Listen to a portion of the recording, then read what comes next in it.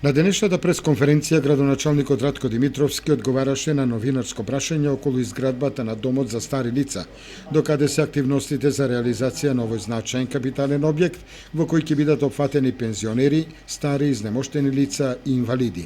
До сега не се пријави никој, не пројави никој интерес. Ние игнатаму остануваме со заложбата да пронајдеме потенцијален инвеститор и во сите поединечни контакти кои што ги имаме и со институциите и со лица кои што се заинтересирани, разговараме на тоа да го понудиме овој проект за некои од начините на инвестирање во општината Кочани. Бидејќи знаеме дека самата општина Кочани и самото здружение на пензионери не може да го реализираат, бидејќи сепак тоа е еден огромен проект.